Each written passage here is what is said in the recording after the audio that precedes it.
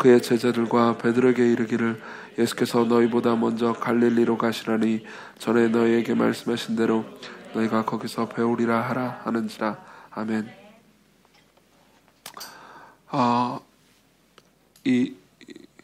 예전에는 제가 부활의 의미를 잘 몰랐을 때, 그러니까 부활이 기쁜 소식이다, 부활절이 우리에게 기쁜 날이다, 이런 거에 대해서는 별 그렇게 그냥 그런가 보다라고 생각을 했지, 뭐 이렇게 어떤 특별한 의미를 가진 적이 없었습니다. 근데 제가 이제 부활에 대해서 조금씩 인식을 가지기 시작한 것은 이제 한 10몇 년 전쯤 됐죠.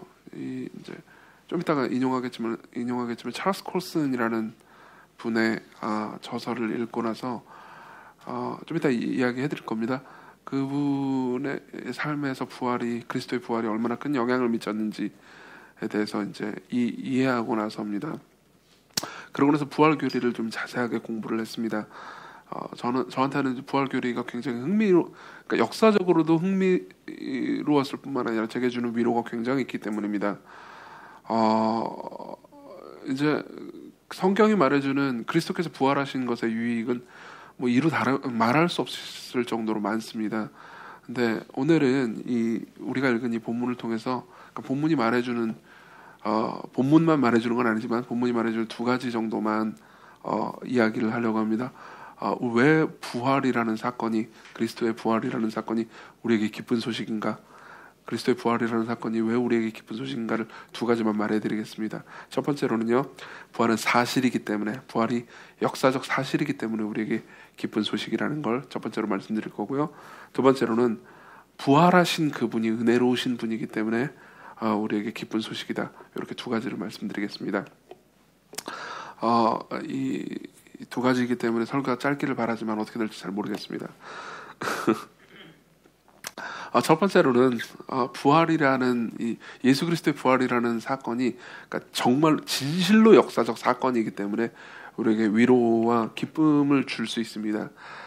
여기에 대해서 조금만 논증을 좀 해보겠습니다. 1세기 때는 이제 우리가 이 예수 그리스도가 메시아다, 그리고 그분이 이제 죽음과 부활로 우리를 구원하셨다, 뭐 이런 이야기들을 계속 들으니까 이제 메시아에 대해서 이야기하면은 이제 우리 머릿속에 예수님밖에 없잖아요. 그죠? 근데 1세기 당시에는 당시에 이제 문헌들을 자세히 살펴보면 내가 메시아다라고 주장하는 메시아 운동이 예수님 당시만 해도, 그 전후만 해도 한 10개가 넘게 있었습니다. 메시아 운동이 굉장히 많았고요. 그리고 그걸 추종하는 무리들도 꽤 있었습니다. 예컨대 지금 치면 우리가 신천지 그러면 막 사회 현상이 될 정도로 막 큰 문제잖아요. 그렇죠? 근데 그때 당시도 그런 것들이 꽤 있었다는 거죠. 근데 뭐 신천지가 사회 현상으로 될 정도로 큰 문제지만, 예를 들어 한 1000년, 2000년 지나고 나서, 뭐 1000년, 2000년 지나기 전에 주님이 다시 오실지 모르겠지만 나서도 그게 막 역사책 가운데 의미 있는 역사로 기록될 거라고 생각하지는 않습니다. 근데 어쨌든 간에 그러니까 뭐 우리는 지금 다 잊었을 뿐만 아니라 알지도 못하는, 그렇지만 당시에는 꽤나 이 사회적 이슈를 몰았던 메시아 운동들이 굉장히 많았어요. 근데 재밌는 건 뭐냐면 그 10개 넘는 메시아 운동들이 전부 다, 그러니까 이 소위 자기가 메시아라고 주장하는 창시자가 죽은 다음에 다 끝나버렸습니다. 모든 게 다 끝나버렸어요. 죽고 나서 모든 사람들은 집에 갔고요. 그리고 그 운동은 다 끝났죠. 실제로 이런 것들은 성경에도 기록이 있습니다. 예를 들면은 바울의 스승이죠, 가말리엘이 사도행전에 보면 이런 말을 한 적이 있습니다. 이 기독교가 막 발흥하기 시작하니까 기독교가 발흥하는 거를 이제 핍박하지 말고 냅두라고 얘기를 하면서 가말리엘이 이런 얘기를 합니다. 사도행전 5장 36절입니다. 제가 읽어드릴게요. 이전에 드다라는 사람이 일어나서 스스로 선전하며, 스스로 내가 메시아다라고 얘기를 하며 각 사람이 약 400명이나 따르더니 그가 죽임을 당하며 따르던 모든 사람이 흩어져 버렸고, 37절, 그 후 호적할 때 갈릴리의 유다가 일어나, 갈릴리의 유다라는 사람이 있었던 거예요. 그죠? 예수님의 제자 유다와는 동명이인입니다. 유다가 일어나 백성을 꿰어 따르게 하다가 그도 망한즉 따르던 모든 사람이 흩어졌느니라. 그죠? 이 가말리엘이 인용한 사람만도 벌써 2명입니다. 죽으면 다 끝났다. 이 얘기를 하는 거죠. 근데 기독교는 다릅니다. 기독교는요, 메시아라고 주장하는 사람이, 그죠? 그리고 사람들이 메시아라고 추종하는 그 사람이 죽은 이후에, 그리고 죽은 이후에 벌어졌다고 주장하는, 그죠? 다른 그 증인들이 벌어졌다고 주장하는 그 일 때문에 오히려 폭발적으로 성장했습니다. 그 일이 뭡니까? 부활입니다. 사람들은 예수 그리스도의 부활을 말했습니다. 우리가 복음을 전할 때 주로 이제 우리가 죄인이다, 그리고 예수께서 십자가에 못 박혀 죽으셨다, 이걸 중심으로 전하잖아요. 이걸 중심으로 전하는 게 잘못됐다는 게 아닙니다. 그죠? 근데 1세기에는 조금 달랐습니다. 1세기에는 무엇이 중심이었냐면, 1세기 복음 전파, 특별히 여러분들이 사도행전을 자세히 살펴보면 그런 느낌이 들 겁니다. 1세기 복음 전파의 가장 중요한 핵심은 부활이었습니다. 그래서 부활을 전했어요. 그리스도께서 부활하셨다. 그리스도께서 부활하셨다. 그죠? 그분이 진짜 육체를 입고 살아나셨다. 그 일이 실제로 벌어졌고 우리는 목격자의 증인들이다. 그죠? 그럼 사람들이 말도 안 되는 소리야, 어떻게 사람이 살아나? 하면은 그 목격자 증인들의 증언이 전부 다 일치할 뿐만 아니라, 그죠? 거기에 따르는 능력도 있었기 때문에 사람들이 저건 진실일 수밖에 없어 하면서 예수 그리스도를 따르게 된 거죠. 그리고 예수 그리스도가 부활했다라는 이야기를 믿기 시작하고 나서, 근데 왜 죽은 거야 그러면? 이 질문이 나올 수밖에 없잖아요. 아니, 부활을 했는데 부활했다라는 건 이제 내가 믿기 시작했어. 근데 그럼 왜 죽은 거지? 그분이 왜 죽은 거야? 라고 묻기 시작하면서 그분이 왜 죽었는지에 대해서 설명하는 방식으로 복음 전파가 이루어졌죠. 지금은 오히려 여기죠. 우리가 죄인이고 그리스도께서 우리를 위해서 죽으셨고 부활하셨다라는 이야기를 듣지만, 그때는 그러니까 상황이 다른 겁니다. 어떤 복음 전파 방식이 더 우월하다고 말하는 게 아닙니다. 부활이 먼저 있었고요. 부활에 대한 이야기를 먼저 했고요. 그러면 왜 죽은 거야? 라는 것에서 이제 논리가 발전해서, 실제로 1, 2세기 교부들의 글을 보면 그런 식의 이 논증들이 굉장히 많습니다. 그만큼 부활은 당시에 중요했던 거고요. 그리고 실제로 사람들은 부활을 중심으로 복음을 전했습니다. 그렇기 때문에 이 부활이 만일 뻥이었다고 합시다. 거짓말이었다고 해보세요.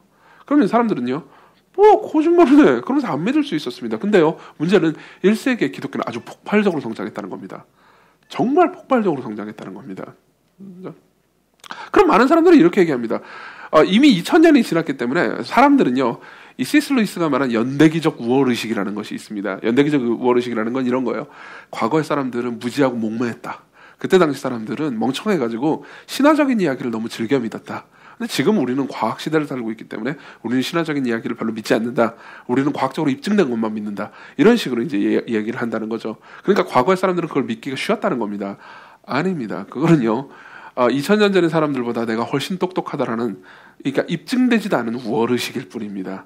실제로 그때 당시에도요, 예수 그리스도의 부활을 믿지 못하겠다라고 이야기하는 수많은 음모론과 수많은 주장들이 있었습니다. 그럼에도 불구하고 기독교는 폭발적으로 성장했어요. 왜 그런지 아십니까? 목격자들 때문입니다. 목격자들 때문입니다. 실제로 그걸 눈으로 본 사람들이 있었기 때문이죠. 예수 그리스도께서 부활하셔서 40일 동안 이 땅에 계셨는데요, 40일 동안 매일 나타나셨을 뿐만 아니라 굉장히 다양한 사람들에게 나타나셨고요, 한 번은 일시에 500명 앞에 나타나셨습니다. 그렇죠? 이 모든 것이 환각이었을 뿐이야. 그렇죠? 그러면요, 뭘 이야기하는 건지 아십니까? 500명이 한꺼번에 환각을 보았을 뿐만 아니라 그것도 서로 다른 그룹과 서로 다른 집단들에게 여러 방식으로 환각이 일어났다는 겁니다. 그거는요, 예수 그리스도께서 실제로 부활하셨다라고 주장하는 것만큼이나 기적이 일어났다고 주장하는 셈입니다. 그렇지 않습니까? 그렇죠? 그들은 다 바보가 아닙니다. 그 가장 강력한 증거가 여기 보십시오. 1절을 보십시오. 1절을 보면요, 같이 봅시다. 같이 한번 읽어보죠. 시작. 안식일이 지남에 막달라 마리아와 야고보의 어머니 마리아가 또 살로메가 가서 예수께 바르기 위하여 향품을 사다 두었다가, 되게 재밌는 게 뭔지 아십니까? 여기 보면요, 막달라 마리아, 그리고 야고보의 어머니 마리아, 그리고 살로메, 이 사람 이름 3명이 있잖아요. 그렇죠? 근데 이 사람 이름은요, 그 위에도 계속 등장합니다. 예를 들면 15장 47절에도 보면요, 이건 제가 읽어드릴게요. 15장 47절, 막달라 마리아와 요새의 어머니 마리아가 예수 둔 곳을 보더라 라는 말이 있죠. 그죠? 그리고 15장 39절부터 41절도요. 제가 읽어드릴게요. 예수를 향해서 어떤 백부장이 그렇게 숨지심을 보고 이르되 이 사람은 진실로 하나님의 아들이었도다 하더라. 멀리서 바라보는 여자들도 있었는데 그 중에 막달라 마리아와 또 작은 야고보와 요새의 어머니 마리아와 또 살로메가 있었으니. 그죠? 지금 이 사람 이야기들이 계속 있죠. 실제로 사복음서를 비교해 가잖아요. 그러면 여기 있는 사람보다 좀 더 있었습니다. 사도 요한도 있었고요. 그죠? 근데 이 사람들 이야기를 왜 계속 적어놨을까요? 사람들 이름을 굳이 왜 구체적으로 적어놨을까요? 리처드 보컴이라는 학자는 역사학자입니다. 역사학자면서도 이 1세기 고대 근동의 문헌들과 특히 신약 성경 시대의 그레코 로만 사회의 전문가입니다. 이 사람은 이걸 이제 당시의 다양한 문헌과 이 성경과를 비교하면서 이게 일종의 각주라고 이야기합니다. 각주가 뭔지 아십니까? 여러분 그 글을 보신 적이 제 책을 읽으신 분들도 아마 그걸 보신 적이 있을 겁니다. 무슨 글을 쓰다가 뭐 번호가 하나 딱 붙고 1 해놓고 밑에 무슨 어느 책에서 인용함 혹은 거기에 대해서 약간 이제 흐름이 끊길까봐 즉 본문에 넣지는 않지만 나중에 참고하라고 이야기하는 정보 같은 것들을 각주에 넣잖아요. 그렇죠. 근데 이때만 해도 지금은 이제 이 각주라는 것이 발명된 역사가 그렇게 오래되지 않았습니다. 사람들이 각주를 가지고 글을 쓰기 시작한 지가 몇백 년 안 돼요. 근데 이때만 해도 이제 글을 쓸 때 소위 각주가 달리는 방식으로 글을 쓰지는 않았단 말이에요. 그럼 본문 안에 추가 정보가 들어갈 거 아니에요. 근데 그러니까 지금 여기서 이렇게 이 문헌적으로 볼 때 이게 이제 당시의 사람들이라면 이거 각주군, 그죠? 각주라는 단어는 없었지만, 그죠? 이 풋노트구나라는 걸 이해할 수 있게 이렇게 써놨다는 거죠, 그죠? 그러면 이 풋노트를 왜 달았냐? 지금 마가는 이런 식으로 이야기를 하고 싶은 겁니다. 자, 살로메, 마리아, 그리고 막달라 마리아 이렇게 있어요, 그죠? 그 여자들이 예수 그리스도의 부활을 봤어요. 근데요, 이렇게 정확하게 이름을 적어놓았을 때는요, 리처드 보컨 말합니다. 적어놓은 경우는요, 이 이름이 적혀있는 사람이 당시에 살아있었을 때만 그렇다고 합니다. 무슨 말인지 이해되십니까? 마가복음이 기록된 당시에요, 이 여자들은 살아있었던 거예요. 그렇죠? 그러니까 이렇게 얘기하는 겁니다. 마가복음을 읽고 있는 독자요, 예수 그리스도께 부활했다라는 게 말도 안 되는 이야기처럼 들리십니까? 이 여자들한테 가서 물어보십시오. 이 여자들은 지금 살아있습니다. 가서 물어보십시오.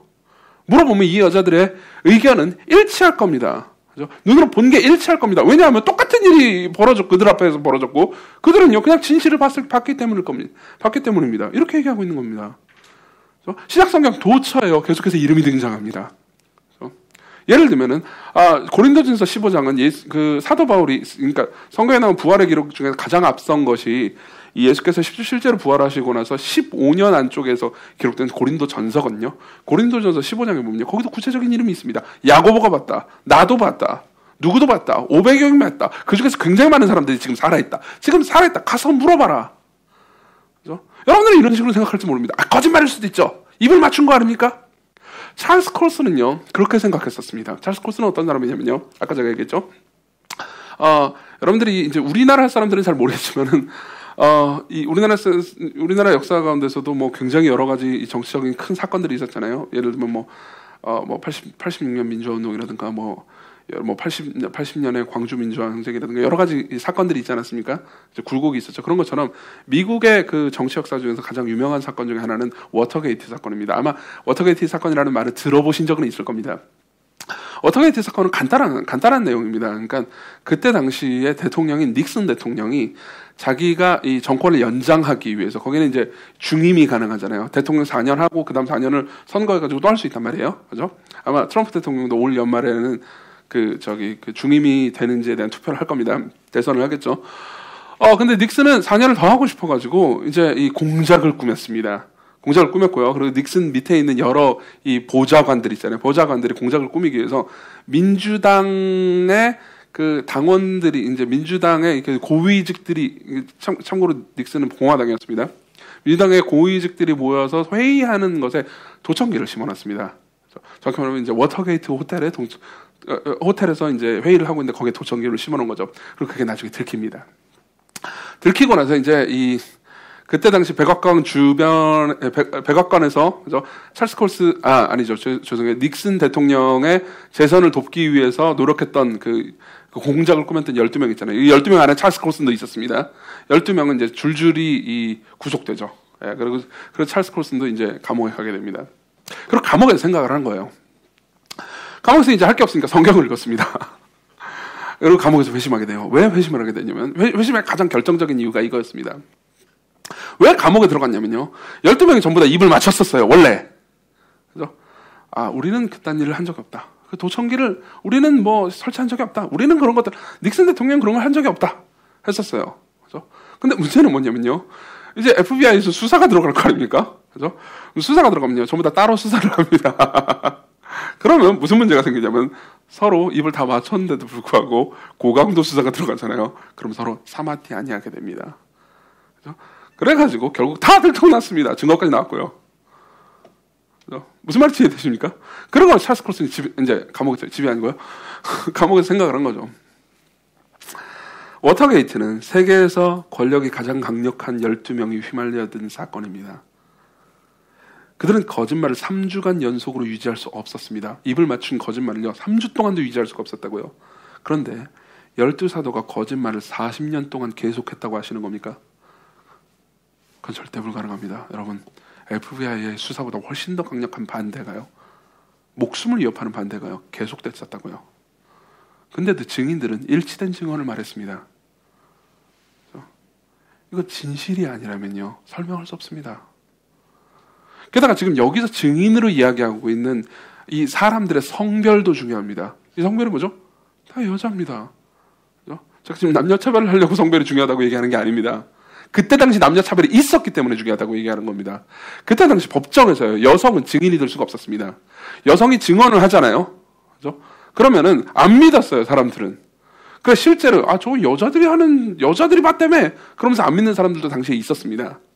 그죠? 근데 생각해 보십시오. 만일 이 부활 이야기가 꿈에는 이야기라고 합시다. 그죠? 이정규가 부활 이야기라는 소설을 썼다고 합시다. 그럼요, 절대로 저는 여기에다가 여자를 넣지 않았을 겁니다. 일대 당 제가 1세기 사람이라면요. 왜냐면 증언의 신빙성이 생길 거라는 걸 당연히 아니까요. 그죠?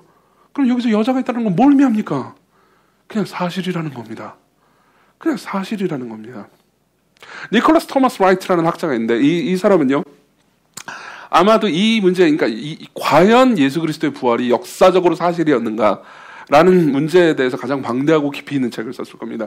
예수 그리스도의 부활에 관한 책을 한 권 썼어요. 거기 보면요, 아주 상세하게, 그러니까 이 예수 그리스도의 부활과 1세기의 그 기독교의 부흥 있잖아요.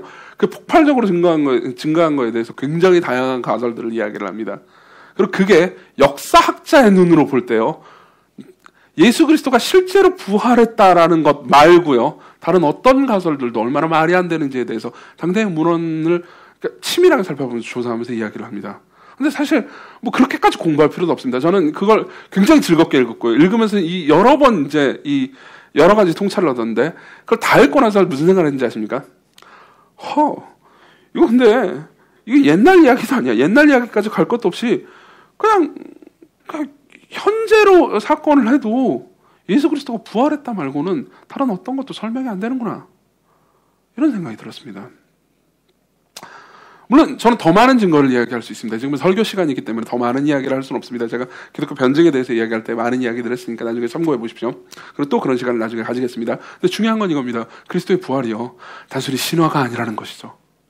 역사적 사실이라는 겁니다. 실제로 진짜 죽었던 사람이요, 진짜 육체로 부활했습니다. 진짜 육체로 부활했어요. 뼈와 살이 있는 방식으로 부활했습니다. 진짜 죽었던 그 사람은 그냥 옛날에 죽었을 뿐이고, 예수 그리스도의 부활이라는 얘기는 우리 마음속에 예수님이 살아있으니까 예수님을 기억하고 있으면 우리 마음속에서 부활한 거야, 이런 이야기가 아닙니다. 진짜로 그분이 부활했어요.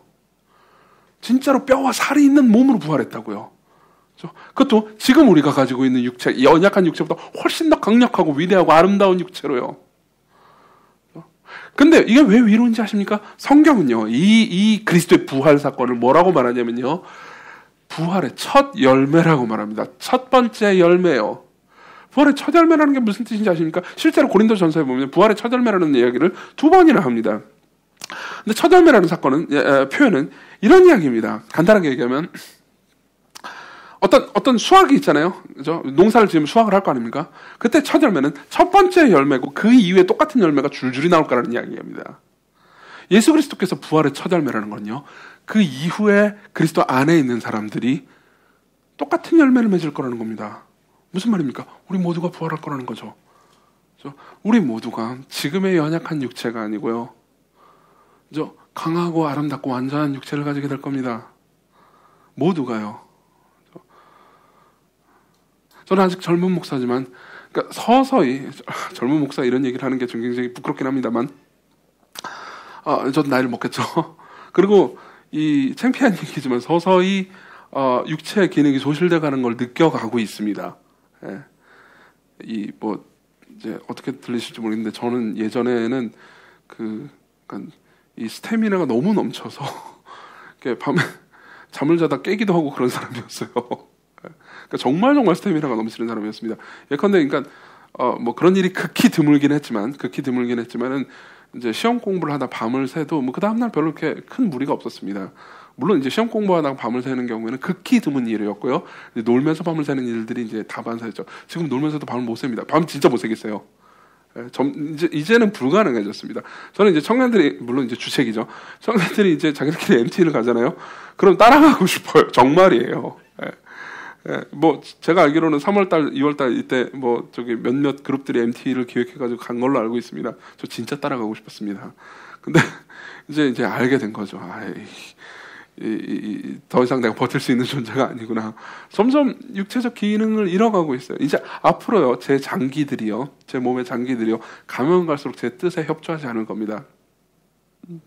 그렇죠? 그럼 어떻게 되죠? 저는 끝나는 건가요? 아니요, 저는 부활할 겁니다. 여러분들 모두가요. 조니 에릭슨 타다라는 여성이 있습니다.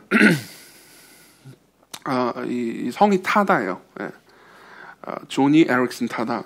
아마 우리나라 책이 여러 권 번역이 됐고요. 그리고 이 여성의 스토리는 굉장히 감동적입니다. 나중에 한번 보시면 좋을 거예요. 유튜브에 그 여성의 스토리가 짤막하게 6분짜리 동영상으로 올라가 있거든요. 제가 설교 끝나면 제가 공유해드리겠습니다. 조니 에릭슨 타다는요,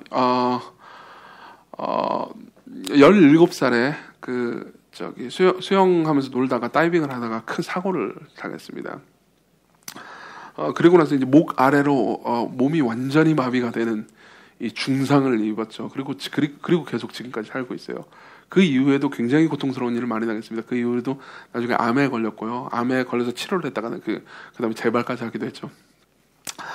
조니 에릭슨 타다는 이제 근데도 굉장히 경건한 그리스도인이었습니다. 부모님도 경건한 그리스도인이었고요. 그리고 성공의 교회를 다니고 있었어요. 근데 이제 조니 에릭슨 타다가 이제 원래는 정상인이었단 말이에요. 원래는 비장애인이었죠. 정확히는 원래는 그냥 멀쩡한 사람이었는데 갑자기 이제 큰 사고를 겪고 나서 이제 몸을 수적으로 움직일 수가 없는 거예요. 그래서 말만 하고 머리만 움직일 수 있습니다. 참고로 이 사람은 이제 지금 무슨 일을 하고 있냐면 화가입니다. 입으로 붓을 삼아가지고 그리고 장애인 인권 운동합니다. 실제로 이 조니와 친구들이라는 장애인 인권 운동 단체를 만들어서 장애인들의 뭐 삶이나 뭐 교육이나 이런 것들을 돌보는 일을 하고 있습니다. 근데 조니 에릭슨 타다는 그런 이제 아프고 나서 그다음 계속 교회를 갔을 거 아닙니까? 굉장히 하나님을 원망할 만하기도 했지만은 그럼에도 불구하고 가족들도 신실했고요. 본인이 무엇보다 이제 신실한 거듭난 그리스도인이었으니까요. 근데 교회를 갈 때마다 이제 가끔가다 부흥사가 오잖아요. 그래서 부흥사가 오면은 이제 그때 미국의 부흥사들은 이런 일들을 많이 했던 것 같습니다. 그러니까 이제 특히 청소년 집회 같은 데 가면은 청소년들한테 자 우리 기도합시다. 그러면서 전부 다 무릎을 꿇으라고요. 그래서 여러분들 중에서도 아마 그런 설교자를 만난 적이 있을 겁니다. 자, 다 같이 우리 무릎을 꿇고 기도합시다. 그래서 여러분 무릎 꿇으세요. 보통 이제 지금도 기도원이나 이런 데 가면은 의자가 있지 않잖아요. 바닥에 앉잖아요. 왜 그러냐면 무릎 꿇고 기도하려고요. 그렇죠? 근데 무릎을 꿇고 같이 기도합시다. 그러면요, 조니 에릭슨 타다는 수백 명의 자기 친구들이 무릎을 꿇고 자기 혼자만 휠체어에 앉아 있는 것을 이제 보는 거죠. 그때마다 마음이 아프지 않았겠습니까? 근데요, 실제로요, 이제 이 천국이라는 책입니다. 조니 에릭슨 타다가 쓴 천국이라는 책에 보면 이런 이야기가 있습니다. 그때 나는 늘 눈물을 흘렸다고요.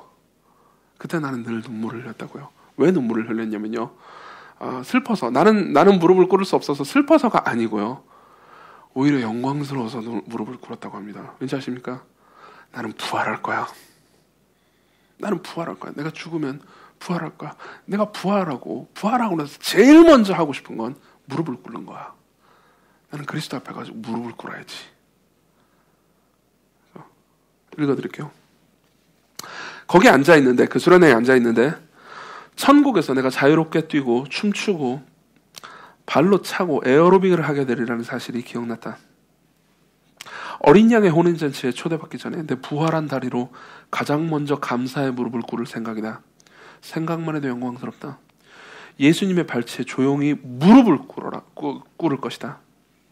지금은 손가락이 뒤틀리고 근육은 위축되고 무릎은 비틀어지고 어깨 아래로 아무런 감각도 없지만 언젠가 밝고 가벼운 새 몸을 갖고 강력하고도 눈부신 이의 의의 옷을 입게 되리라. 나처럼 척수를 다친 사람에게 부활이 어떤 소망을 주는지 상상이 가는가? 어떤 종교도, 성경의 가르침 외에 어떤 철학도 우리에게 새로운 정신과 마음이 아닌 육체까지 약속하는 종교는 없다. 오직 예수 그리스도의 복음 안에서만 나처럼 상처받은 사람들이 소망을 얻을 수 있다. 그죠?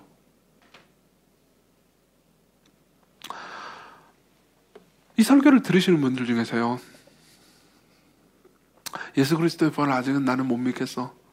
나는 그건 너무 기적적인 일이고 너무 신비스러운 얘기, 옛날 얘기라서 나는 그건 신화지, 나는 못 믿겠어 라고 생각하는 분들이 있을 수도 있습니다. 그리고 제가 제시한 논증이 여러분들 마음에 안 들을 수도 있죠. 제가 이것만은 말씀드리고 싶습니다. 여러분들이 만일 부활을 못 믿겠다고 하더라도 부활이 있기를 소망하기라도 하셔야 됩니다. 부활이 없다고 해봅시다. 부활이 없다고 해봅시다. 부활이 없다고 해봅시다. 장애인으로 태어난 사람은요, 그냥 죽고 절망인 겁니다. 그렇지만 그리스도께서 부활하셨고요, 부활의 첫 열매로 계셨고요, 그분이 가지신 완벽하고 아름답고 위대한 육체를 우리에게 주신다는 사실은요, 그건 완벽한 소망입니다. 그리고 그리스도께서 부활하셨다는, 진짜로 부활하셨다는 것이 역사적 사실이라면요, 이건 단순한 바람 정도가 아닙니다. 그리스도 안에 있는 모든 사람들이 누리게 될 완벽한 현실이죠. 이게 부활이 우리에게 주는 소망이고 기쁨입니다. 부활이 사실이라는 것, 부활이 사실이라는 것, 그렇기 때문에 우리가 소망하는 모든 것이 진짜 사실이 될 것이라는 것.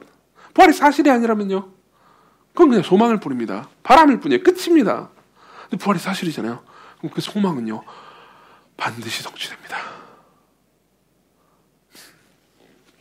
자, 그리고 두 번째로 넘어가겠습니다. 두 번째는 그 부활하신 주님이 은혜로우신 주님이라는 사실이, 그렇죠? 부활하신 주님이요, 단순히 심판하시고 정죄하시는 분이 아니고요, 은혜로우신 분이라는 사실이 부활이 기쁜 두 번째 이유입니다. 제가 본문을 좀 더 볼게요. 보세요. 이제 그 여자들이 모였습니다. 그리고 안식 후 첫날은 주일을 가리킵니다. 그죠? 왜 우리 교회가, 그리고 모든 기독교인들이 주일을 성수하냐면요, 주일이 그리스도께서 부활하신 날이기 때문이죠. 그렇죠? 사실은 부활절이라는 것은 딱히 의미가 있는 날은 아닙니다. 왜냐면 매주일이 부활절이거든요. 그렇죠? 우리 교회는 부활절을 지키는 듯 안 지키는데, 지키는 듯은 이라는 말은 이제 부활절 시기에 부활에 대한 설교를 듣는다는 거고요, 안 지킨다는 건 계란을 안 만든다는 겁니다. 물론 계란을 안 만드는 것은 귀찮아서라는 거는 안 비밀입니다. 딱히 다른 걸 하진 않습니다. 그냥 부활에 대한 메시지를 들을 뿐이죠. 근데 그때 모였습니다. 안식 후 첫날이에요. 모였어요. 사람들이 모였습니다. 여자들이 모였어요. 뭘 했냐면요, 그러니까 여자를 죽었다고 생각했어요. 여자를 죽었다고 생각했기 때문에 그냥 향품 정도나 바르려고 했습니다. 왜냐하면은 예수님의 매장 너무 급하게 해버렸거든요. 제대로 못하고요. 장례식을 제대로 치르지 못했어요. 그래서 계속 봅시다. 매우 일찍 해도 들 때 그들 무덤으로 가며 서로 말하되 누가 우리를 위하여 무덤문에서 돌을 굴려주려 하더니 가면요, 무덤문에 있고요, 들어가가지고 향품이라도 바르려고 하는데, 무덤은 동굴이었습니다. 동굴에 동굴의 입구를 막고 있는 돌은 굉장히 무거웠어요. 여자 몇 명이 가가지고 굴릴 수 있는 수준이 아니었습니다. 갔는데요, 돌은 굴려져 있고요, 열려 있고요, 무덤 비어 있었습니다. 계속 읽어드릴게요. 서로 말하되 누가 우리를 위하여 무덤문에서 돌을 굴려주려 하더니 4절, 눈을 들어본즉 벌써 돌이 굴려져 있는데 그 돌이 심히 크더라. 무덤에 들어가서 심히 크더라라는 말도 마찬가지입니다. 이거 역사적으로 일어난 사건이라고 얘기해주고 있는 거죠. 5절, 무덤에 들어가서 흰옷을 입은 한 청년이 우편에 앉은 것을 보고 놀라매 청년이 이르되 놀라지 말라. 너희가 십자가에, 이 청년은 아마 천사일 겁니다, 십자가에서 못 박히신 나사렛 예수를 찾는구나. 그가 살아나셨고 여기 계시지 아니하니라. 보라 그를 두었던 곳이니라. 그러면서 7절에 되게 의미심장한 말을 합니다. 가서, 여자들아 가서 그 제자들과 베드로에게 이르기를 예수께서 너희보다 먼저 갈릴리로 가시나니 전에 너희에게 말씀하신 대로 너희가 거기서 배우리라 하라 하는지라. 천사는 말합니다. 예수님 여기 안 계신다. 부활하셨다. 빨리 제자들한테 가라. 제자들한테 가라. 가서 얘기해줘라. 예수님은 갈릴리에 계신다. 갈릴리에 먼저 가 계신다. 예수님은 너희들을 보고 싶어 하신다. 그러니까 제자들과 베드로에게 말하되 빨리 예수님 갈릴리에 가니까 거기로 오라고 전달해줘라. 이렇게 얘기하는 거죠. 천사가 지 맘대로 얘기했을 리는 없으니까. 그죠? 그러니까 예수께서 이렇게 말씀하신 겁니다. 제자들한테요. 내가 먼저 갈릴리에 가 있겠다. 그리로 오라고요. 그리로 오라고요. 여러분 잘 생각해 보십시오. 아마요 1세기에 처음에 이 마가복음을 읽었던 사람은요 14장 15장에 나오는 제자들의 배신을 보고요, 제자들은 다 배신했어요. 그죠? 제자들의 배신을 보고요 이런 생각이 들었을 겁니다. 이 나쁜 놈들, 그죠? 이 메시아를 왜 배신했지? 그러면서 이런 생각을 했을 겁니다. 만일 이 메시아가 자기가 말한 대로 진짜 부활했다면, 실제로 예수께서는 십자가에 못 박혀 죽으시기 전에 자신이 부활할 거 3번이나 말씀하셨어요. 8장, 9장, 10장에, 마가복음 8장, 9장, 10장 계속 나옵니다. 그래서 진짜 부활한다면 얘네들 죽었구나. 얘네들 끝장이구나.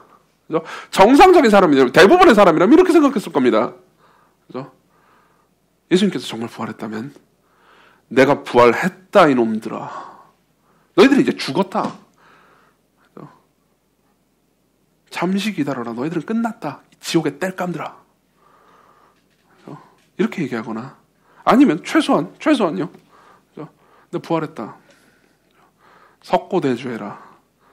너희들이 나한테 와가지고 소리 발이 되도록 빌지 않으면 너희들은 이제 끝난다. 둘 중에 하나 할 거라고 생각했어요. 근데 7절은 굉장히 놀라웠을 겁니다. 7절을 처음 들은 사람들은요 굉장히 놀라웠을 거예요. 뭐라고? 예수께서 먼저 갈릴리로 가시라니 전에 너에게 말씀하신 대로 너희가 거기서 배우리라? 무슨 말입니까? 예수께서 이렇게 말씀하시는 겁니다. 내가 너희들을 보고 싶다. 내가 너희들을 보고 싶다. 빨리 와라. 나는 부활했고 내 제자들아, 너희들은 다 나를 배신했지만 나는 너희들을 보고 싶다.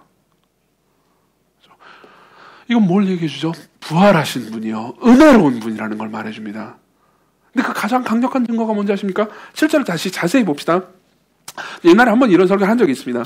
가서 그의 제자들과, 그 다음 뭐라고 말하냐면 베드로에게라고 말합니다. 베드로에게요. 가서 그의 제자들과 베드로에게요. 왜 베드로는 따로 언급됐을까요? 왜 베드로는 따로 언급됐을까요? 베드로도 제자들이잖아요. 그렇죠? 가서 시광교회와 다빈이에게. 그러면요 다빈이도 시광교회인데 왜 따로 언급을 해야 됩니까? 그렇죠? 왜 예수께서는 베드로를 따로 말했을까요? 알티 프랑스라는 학자는요 여기에 대해서 이렇게 얘기합니다. 이 본문의 의미에 대해서 아주 상세하게 주석을 한 다음에 이런 결론을 내립니다. 들어보십시오. 베드로를 특별히 포함하는 것은 제자 그룹에서 베드로가 행사하는 주도적인 역할 때문이 아니다. 그죠? 많은 사람들은 이거 수제자라서 포함했나 보다 이렇게 생각하는데 그게 아니다. 그러면서 뭐라고 말하냐면 그가 예수께 충성하는 데 있어서 저지른 특별하고 구체적이고 공적인 실패 때문이다. 베드로는 두 번째 닭이 올 때 저주까지도 했지만 예수님은 그를 포기하지 않으셨다. 무슨 말이십니까? 무슨 말입니까? 실제로요 마가복음 4장 66절부터 72절에 보면요 베드로가 예수님을 3번이나 부인하는 장면이 나옵니다. 아주 상세하게 기록되어 있습니다. 사복음서에요. 다 이 베드로의 베드로가 예수님 부인하는 장면이 나오지만요. 마가복음에 아주 특별하게 상세하게 나옵니다. 두 번째 부인할 때요. 왜 마가복음에만 특별히 상세하게 나오는지는 좀 이따 얘기해 드릴게요. 두 번째 부인할 때요. 예수님을 저주까지 하면서 부인을 해요. 근데 잘 생각해 보십시오. 물론 다른 제자들 다 도망갔어요. 다른 제자들도 다 도망갔는데 베드로는 특별히 도망도 제대로도 못 가고 그냥 이렇게 지켜보다가 죄를 저지른 거예요. 그리고 그 전에 베드로는 뭐라고 그러냐면 나는 정말 다른 모든 사람보다 나는 주님을 사랑합니다. 나는 무조건 주님을 따를 겁니다라고 3번이나 말한 적도 있기 때문입니다. 근데 예수께서 뭐라고 그러냐면은 네가 다 굴기 전에 3번 나를 부인할 거다. 그렇게 됐습니다. 저주하면서까지요. 자, 근데요 여기서 우리가 생각해야 되는 건 베드로의 심리가 다른 제자들과는 다를 거라는 겁니다. 다른 제자들과 베드로는 심리가 다를 겁니다. 왠지 얘기해 드릴게요. 다른 제자들은요 그냥 도망갔을 뿐이에요. 특별히 물론 자기가 잘못하긴 했지만 그죠? 다른 모든 제자들이 이 얘기를 듣고 되게 안심하긴 했을 겁니다. 근데 특별히 잘못하긴 했지만 베드로는 좀 더 특별히 잘못했다라는 느낌이 더 들 겁니다. 왜 그렇죠? 당연하죠.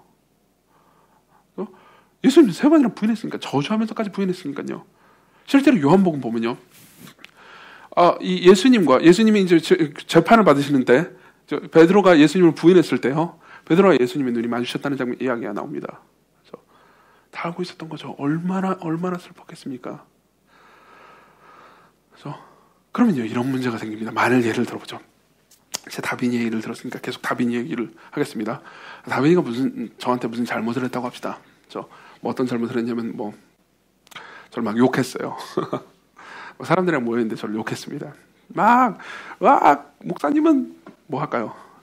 뚱뚱하고 별로 나한테 상처가 되진 않지만 어쨌든 뭐 하여튼 그랬습니다.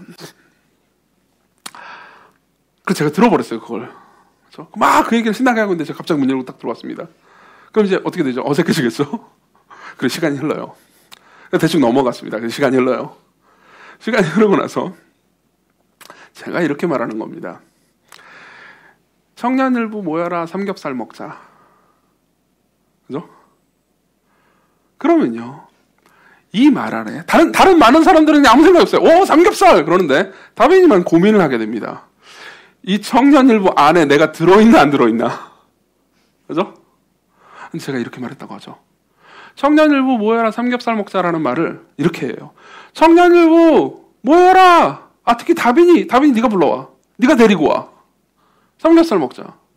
그럼요. 다른 사람들은 몰라요. 그죠? 다른 청년일부는 아무 생각 없습니다. 그죠? 영옥이는 삼겹살 이 생각밖에 안 들 거예요. 다빈이는 알죠. 다빈이는 알죠. 뭘 알죠?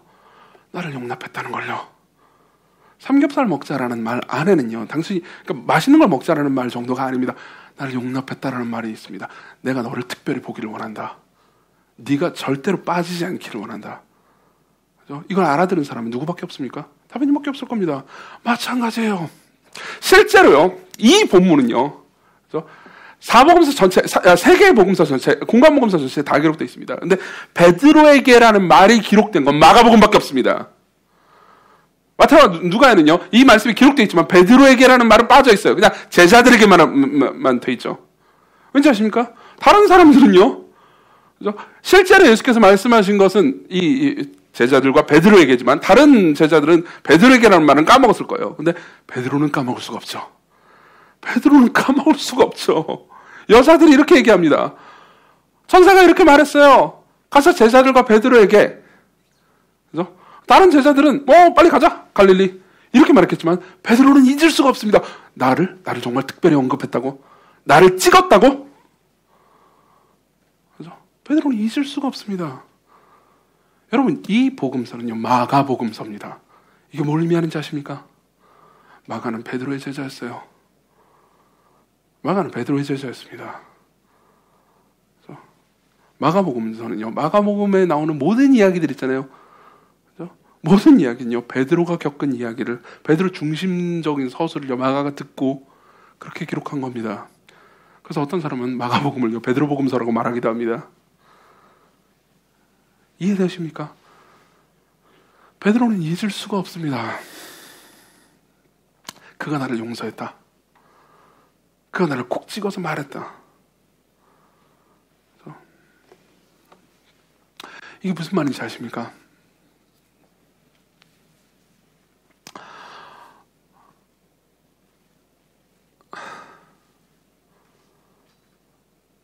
내가 누군가를 사랑하잖아요. 그렇죠? 그러면요. 이게 되게 어려운 문제예요. 사랑 때문에 그 사람이 나한테 죄를 저지른 것을, 그렇죠? 그 사람이 나한테 나쁜 짓을 하는 걸요. 견딜 뿐만 아니라 그 사람이 나한테 저지른 나쁜 짓보다 이 짓 때문에 내 관계가 끊기는 걸 더 고통스러워하게 됩니다. 무슨 말인지 이해되시나요? 내가 누군가를 사랑하잖아요. 그 사람이 나한테 무슨 나쁜 짓을 저질러요. 그럼 피치 못하게 관계가 깨질 수밖에 없습니다. 근데 내가 그 사람을 정말 사랑하잖아요. 그러면 그 사람이 나한테 저지른 나쁜 짓보다 관계가 깨지는 걸 더 두려워하게 됩니다. 여러분들이 정말 좋아하는 친구가 있다고 합시다. 근데 그 친구가 나한테 돈을 1,000만 원을 빌려갔어요. 근데 안 갚아요. 그럼 나한테 어떤 피해가 왔죠? 1,000만 원이 없어졌다는 피해뿐만 아니라, 그렇죠? 그 친구와 관계가 끝난다라는 피해가 있죠. 근데 내가 그 친구를 사랑하잖아요. 그럼 1,000만 원을 잃은 것보다 관계가 끊긴 걸 더 고통스러워하게 됩니다. 그래서 그리스도께서 말씀하세요. 그리스도께서는요, 예수님을 배신한 것이, 베드로가 예수님을 배신한 것이 예수님께 피해였지만 예수님께서 이렇게 말씀하시는 겁니다. 네가 나를 떠나는 것이 더 나쁘다. 그래서 네가 죄를 저질렀지만 나를 떠나서는 안 된다. 그게 더 나쁘다. 그게 더 나를 고통스럽게 하는 거다.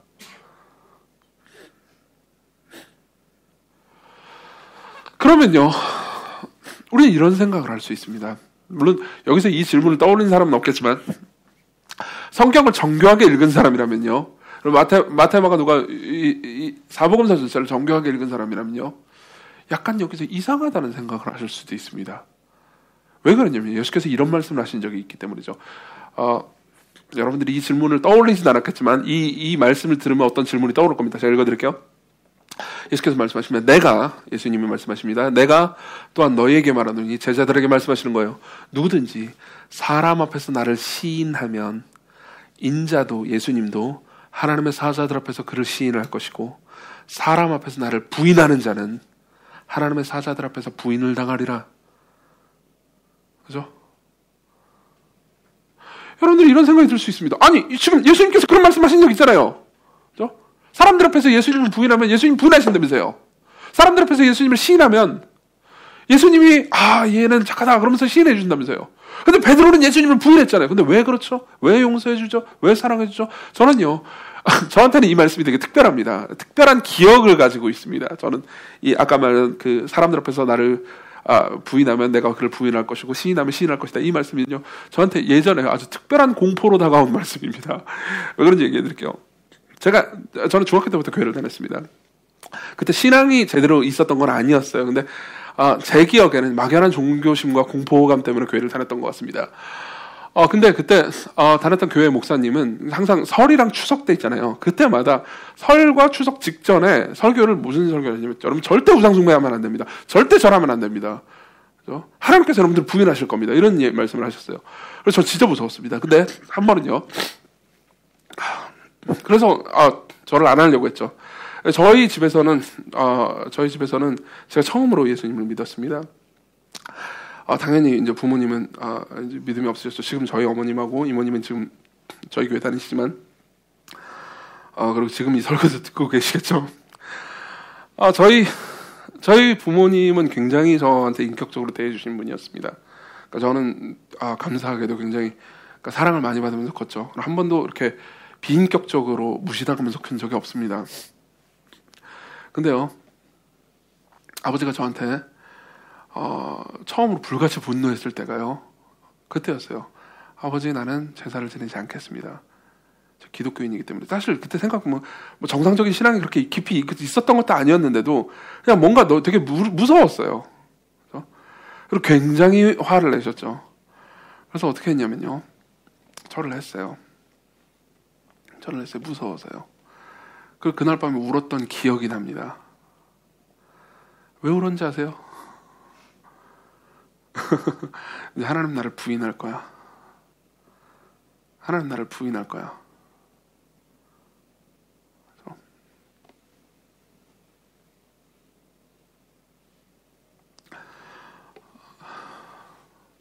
그럼 우리 물어볼 수 있죠. 예수께서 이렇게 말씀하셨잖아요. 저도 물어볼 수 있습니다. 예수께서 이렇게 말씀하셨잖아요. 하나님의 사자들 앞에서, 그죠?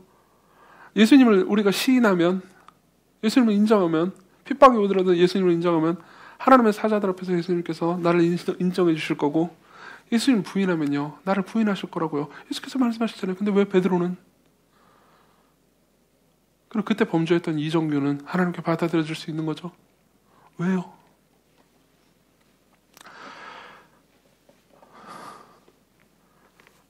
예수 그리스도께서요, 십자가상에서 하나님의 사자들 정도가 아니고요, 여기서 하나님의 사자는 천사들이에요. 하나님의 천사들 정도가 아니고요, 하나님께 부인당하셨기 때문입니다. 예수 그리스도께서 하나님께 부인당하셨습니다. 십자가상에서요. 나의 하나님 어찌하여 나를 버리셨나이까? 그분은 하나님을 부인하신 적이 없습니다.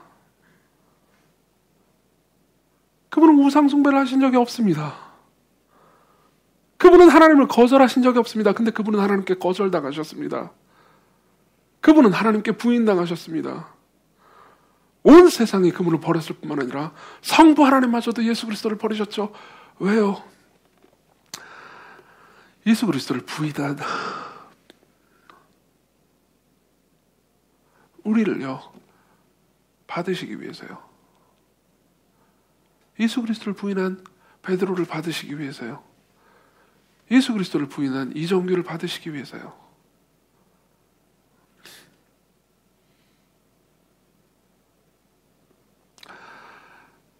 그리스도께로 오십시오.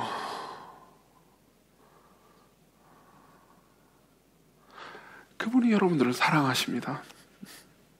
그분이 여러분들을 부르십니다. 그분이 여러분들을 찾으십니다.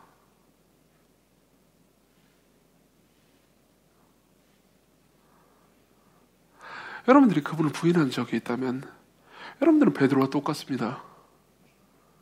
그러면요, 여러분들이 베드로가 똑같다면요, 7절에 나오는 제자들과 베드로에게 라는 말은요, 제자들과 당신에게 라는 말입니다. 제자들과 정규에게, 제자들과 현진이에게, 제자들과 훈민이에게, 제자들과 금옥이에게, 만만한 게 교역자들이라서 다 지금 교역자 이름 지금 넣고 있습니다. 제자들과 아름이에게,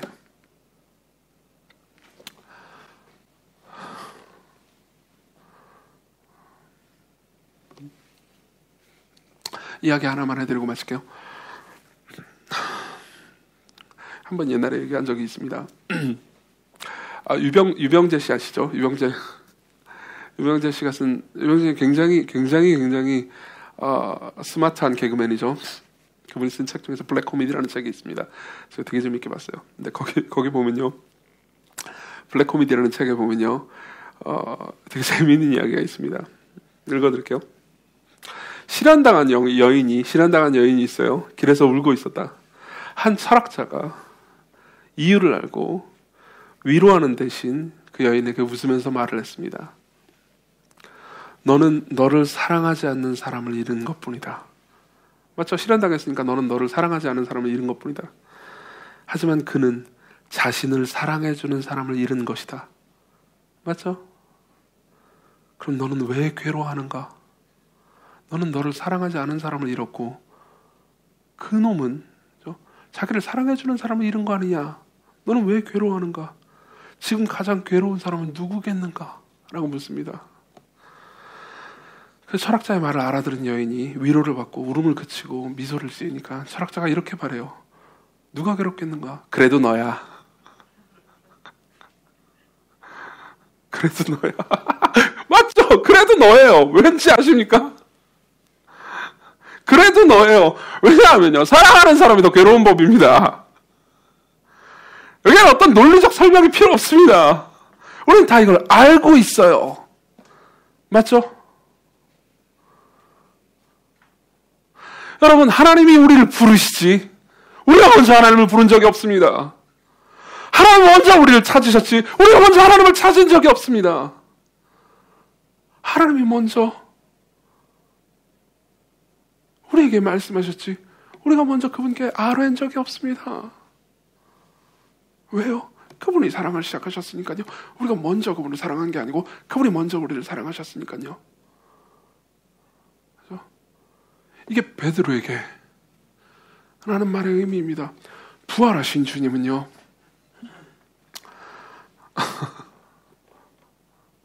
부활하신 주님은요, 은혜의 주님입니다. 이게 우리에게 기쁜 소식입니다. 그분이 다시 오실 때요, 그분께 나아간 모든 사람들을요, 은혜로 받으실 겁니다. 그렇죠? 은혜로 받으실 겁니다. 그러나 한 가지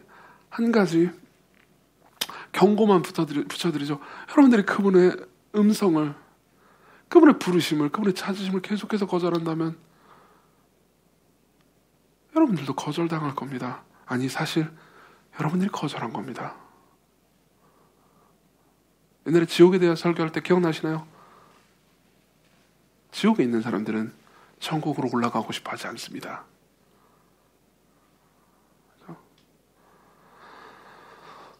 여러분들이 이 이야기가 여러분들에게 위로가 됐으면 좋겠습니다. 그리고 같이 모여서 예배를 하지 않는 부활절에 다 집에 계시겠죠? 여러분들이 이 이야기로 위로를 얻으셨으면 좋겠습니다. 나에게는 부활하신 은혜로우신 주님이 계신다. 나에게는 부활하신 나를 사랑하는 주님이 계신다.